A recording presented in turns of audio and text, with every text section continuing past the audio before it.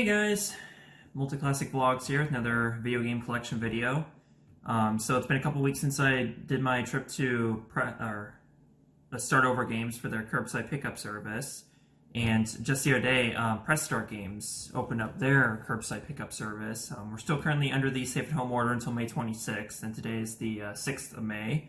So we got about 20 days until I'm able to go back into the stores physically, or like actually go into stores to make my purchases. But anyways, either way, I was very happy to help out Press Start Games again by purchasing some of their games, because Press Start Games is honestly my favorite local game store. I mean, like, they're still like, they're a bit of a drive away, like 35 minutes or so, but it's totally worth a drive for me because I think they have the best collection of video games, and they also have, in my opinion, the best staff around. But that's not to say anything ill of the staff at the other stores I go to. But anyways, that's the one I go to. If you're around Menasha, Wisconsin, definitely stop at Press Start Games because that's where they're at. So that's my favorite game store in this area.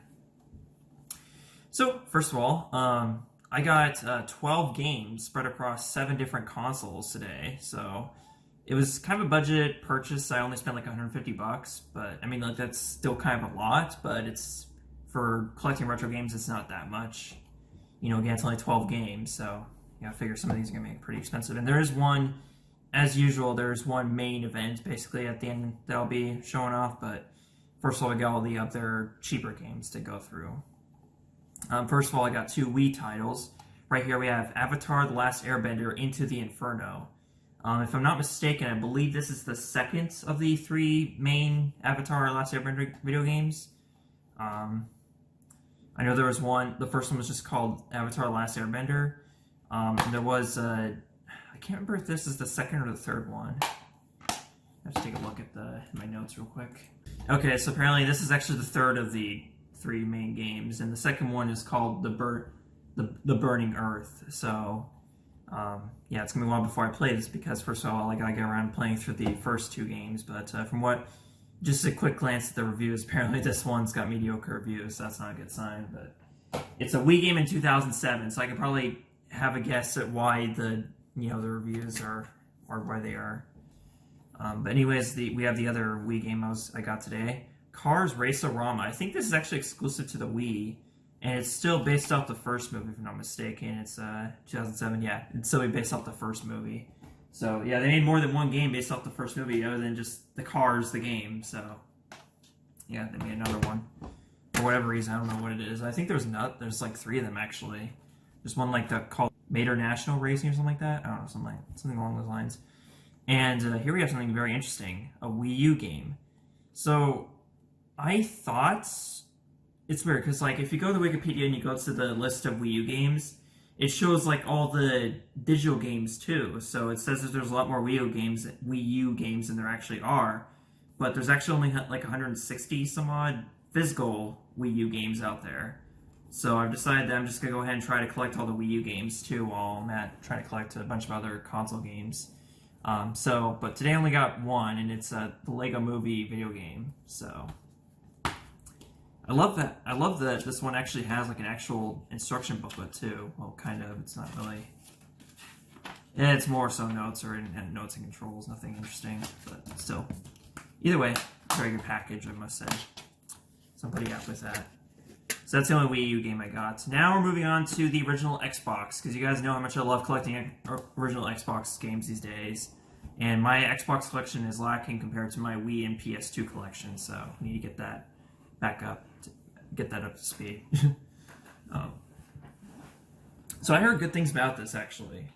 This is a Blinx, the Time Sweeper. Supposedly, this is basically Microsoft's stab at at a mascot, basically, back in 2002 or 2003.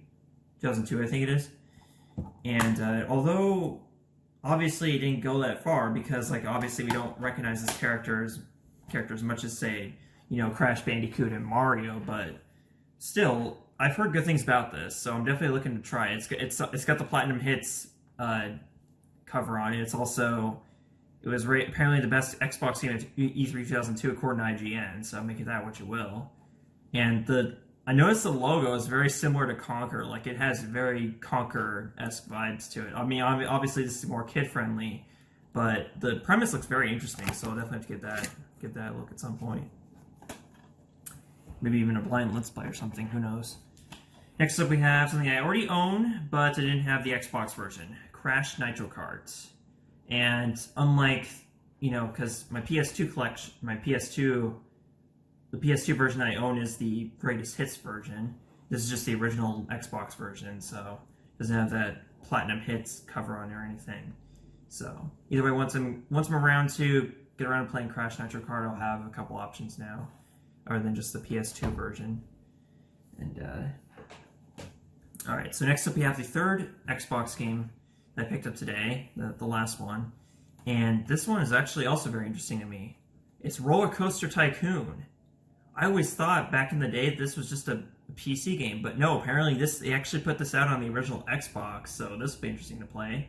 I mean, like, it makes sense because the original Xbox had the power of a PC of a modern PC at the time, so it's not that surprising, but it's still really cool knowing that I can play this on my original Xbox, so that's all well and good. So now we got a couple GameCube games, nothing really interesting per se, but we do have Enter the Matrix. I love the first movie, and I love the fight scenes in the second movie. The third movie, I don't really watch it that much, but either way, this will be interesting to play once I get around to it. It's only one player, though, which is kind of disappointing, but either way, looks interesting, I guess, if you're into the Matrix and stuff like that. And then we have the game based off Robots, the movie, from 2005. This is one of those GameCube games that came with a movie ticket inside, but unfortunately this one is actually missing the ticket, so I don't have it, but oh well. Nothing to get too upset over. Interestingly enough, on the inside of the case it says GC15, like someone wrote GC15 and there's like a cross out G99 or something like that. I don't know what that means, but either way, it's there, so it'll be part of my copy, I guess. Next up we have a couple PS2 games, and these are really, well, titles that I was looking forward to getting. First of all, we have Okami. I already own the Wii version and also the HD version on PS4, so now I own basically almost all versions of Okami. I mean, like, there's still the sequel, Okami did on the DS, and there's also the Xbox One and Switch versions of Okami HD, but either way, it's nice to own, like, the game as it was originally released on the PS2, so that's pretty cool. And also, I got this last time on the original Xbox, but without the cover. Now I have the PS2 version with the cover. This is Spyro: A Hero's Tale. This is once again, this is the 5th game in the Spyro series, and it's better than Enter the Dragonfly, but it's still not as good. It doesn't have the magic of the original 3 games, basically. But it's better than, the best thing you can say about it is that it's better than Enter the Dragonfly, basically. Now we have a single PS1 title, one that actually I kind of decided to pick this one up based off of watching Cat Icarus's video where he talked about this game, I think. It's Bugs Bunny and Taz Time Busters. From what I heard, this is basically a 3D action adventure game with Bugs Bunny. It's on the PS1, so that to me already sounds like a really good game. So, but I guess I'll find out when I actually get around to playing it. Next up, we have the main event for today. We have Super Mario World on the Super Nintendo. This is this cartridge is in almost perfect condition, so I'm really glad to have this. You know, finally got the launch title on the Super Nintendo that it's known for. So it's very exciting to have this in my collection. Unfortunately, they didn't have it's funny, they're using pictures as basically their way of like showing what you can get, basically. Like they just take pictures of their inventory. And one of the games they have was Super Mario 64, which I also don't own yet. It's in physical form. But unfortunately, by the time I got around to ordering it, it was already taken. So unfortunately, I wasn't able to get that. But also, as a bonus, I got a Super Game Boy. I'm surprised it took me this long to get these because these are actually really cheap. They're not that expensive. This is like $20, I think, to get this. But either way, it'll be nice to play the Donkey Kong Land trilogy on this. This will be probably the best way to play them because I can't stand playing games in black and white. But either way, that's it for today, y'all. That's my collection of That's my additions to my collection for today. I'll see you guys next time for my next one. Bye.